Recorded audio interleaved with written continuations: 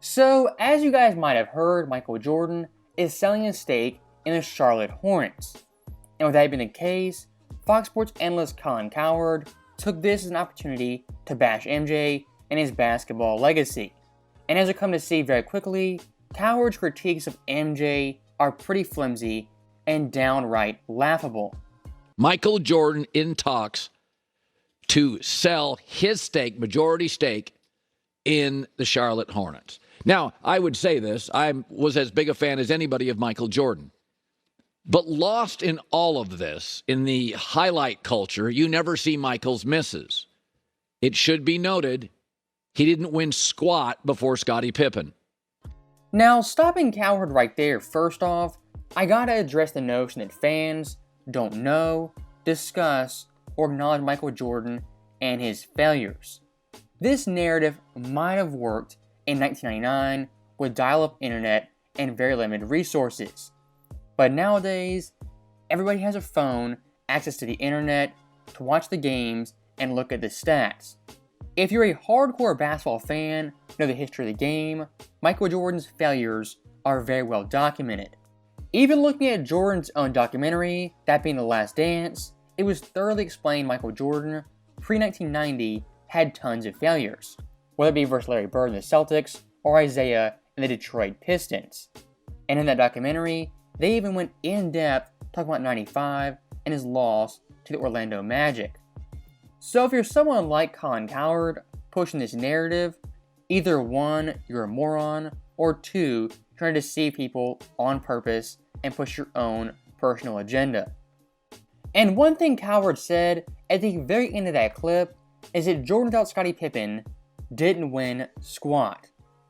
Now this statement is a factual statement, but with that being said, it lacks tons of context and is very reductive.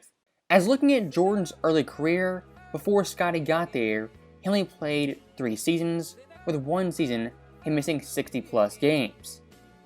For all of NBA history, there are very few, if any, players who win titles or make deep playoff runs in their first 2.5 years. And looking at the 80s East, it was absolutely stacked with all-time great talent and all-time great teams, as you had Bird's Celtics, Dr. J's Sixers, Dominique's Hawks, Isaiah's Pistons, and even the Bucks and Cavs, who were very solid and good teams. Expecting a 21, 22-year-old to win a championship in that East is a pretty absurd standard. And for example, looking at LeBron James, who Cowherd does love, I would argue Jordan's first 3 years were more successful, as LeBron in 04 missed the playoffs, 05 missed the playoffs, and in 06 won a first round series. Compared to Jordan, who in 85, 86, and 87, his first 3 years always made the postseason. And one thing I do want to show you guys is Jordan and Pippen in their first year together as teammates. This season was 1988.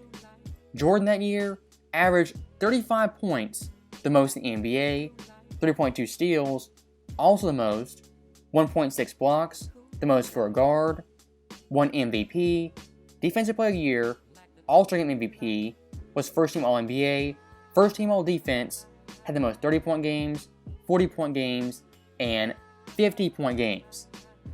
Michael Jordan at that point was arguably the best and most talented player in the NBA.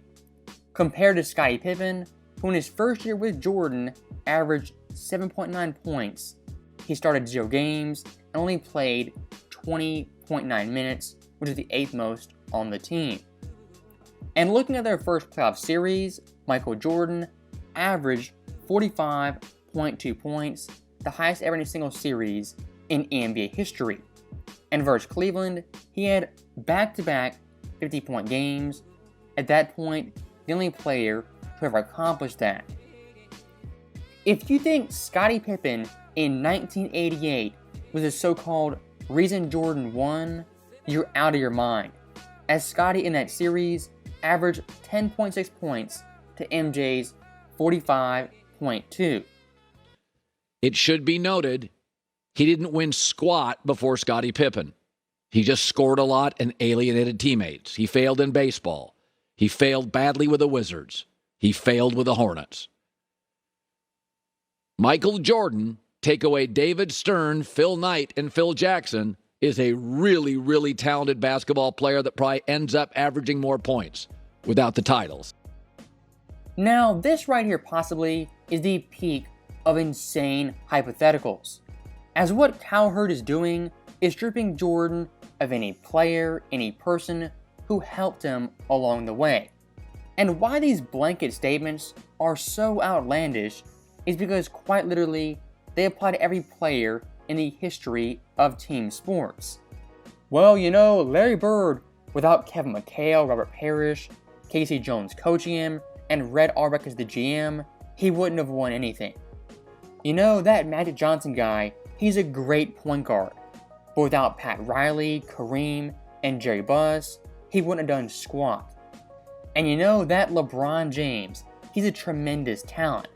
But without his big threes, Dwayne Wade, Chris Bosh, Kyrie, Love, Anthony Davis, he wouldn't have won anything. I can do this stupid narrative for any player, any sport, any era. And as you guys know, for Jordan, in his absolute prime and apex, he not once played without Scottie Pippen. But in '98, with a post-prime Jordan, I would argue he showed he'd be successful minus Scottie, as that year Pippen missed 38 games where the Bulls went 26-12 without him and the best record in the East. At that point, Jordan, he was 35 and carrying the oldest roster in the NBA. And even looking at the NBA Finals, with Pippen hurt and Rodman benched, in that series, he averaged 33.5 points and won the title. In all of NBA history, that Bulls team minus Jordan was the lowest scoring supporting cast for a champion ever.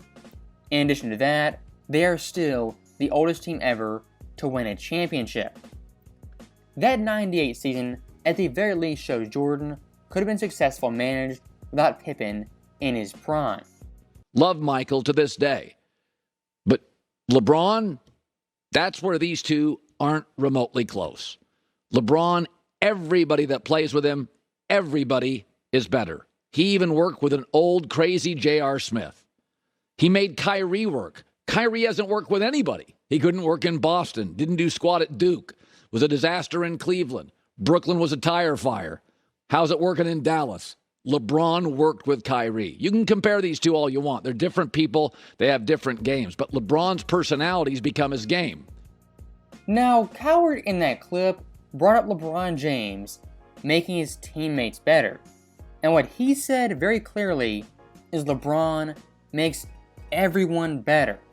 This statement is pretty ludicrous, as looking at recent history, just in LA, it's pretty obvious that's not the case. As Russell Westbrook, Kyle Kuzma, Brandon Ingram, even Lonzo Ball were better after LeBron or before going to LeBron's team. Even in Cleveland, would you say Kevin Love was made better with LeBron James? Because I would argue K-Love had to change his entire game to fit LeBron James and his system. The same thing goes for Miami, where Chris Bosh, much like Love, changed his entire game to become a spot-up shooter for LeBron. And look, I'm not saying LeBron has never made a teammate better, but looking at the vast majority of players, superstars, star teammates, even role players, I would argue on average, LeBron's teammates don't get better when playing with him. And I do find it pretty comical that Cowherd brings up Kyrie Irving being quote-unquote crazy, when Michael Jordan, from 96-98, I would argue, played with the biggest headache in NBA history, that being Dennis Rodman, who pre-Chicago was on his way to being out of the NBA due to his antics, technical fouls, and unwillingness to adapt to a team. And looking at post-MJ Rodman after the Bulls, he went AWOL in Dallas and Los Angeles. After '98, only played a total of 35 more NBA games. And I do want to note one thing, Colin Cowherd also brought up age and an old J.R. Smith. Once again, pretty ironic, considering Jordan has 3 of the 6 oldest championship teams in NBA history, that being 96, 97, and 98. And one last point I do want to make, looking at Jordan's impact on teammates, Scottie Pippen was pushed, taught, and developed by Jordan, one of the best two-way players in NBA history. I don't think LeBron James ever has impacted a player more than Jordan impacted Scottie. Michael takes care of them. They create a shield for Michael. For all the mythology, and he's as good a basketball player as I've ever seen, he failed at baseball. He failed at owning a team. He was bad with the Wizards. And all he did was score points and alienate people when he got to Chicago. Even Michael needed leadership. Stern, Phil Knight, Phil Jackson, and for the record, not a lot of playoff wins without Scottie Pippen. Now, once again, Cowherd is pushing the narrative Jordan was nothing without Scottie Pippen. We already debunked this one time, but let's do it again in different fashion. Look at Jordan and Pippen in their first ever run to the Eastern Conference Finals. That year was 1989. Michael Jordan, the first round versus Cleveland, averaged 48-6 with 3 steals. Scottie Pippen averaged 15-9-4 with 2 steals. Second round Jordan averaged 36-10-8 with 3 steals. Scottie Pippen with 15-7-5 with 1 steal per game. And looking at the conference finals, Michael Jordan averaged 37-6 with 2 steals, compared to Pippen, who averaged 10-7-3, also with 2 steals. If you look at those two players and say Scottie Pippen was the reason Jordan won a series, you're completely out of your mind. As looking at that Bulls team minus MJ, there were 0 All-Star teammates, 0 All-NBA teammates, 0 All-Defensive teammates, and 0 teammates who averaged above 15 points per game. Cowherd's Pippen narrative is a prime example of correlation does not equal causation. And with that final point being made, that is the end of the video. As always, thank you guys for watching, hope you enjoyed it. I'll see you next time.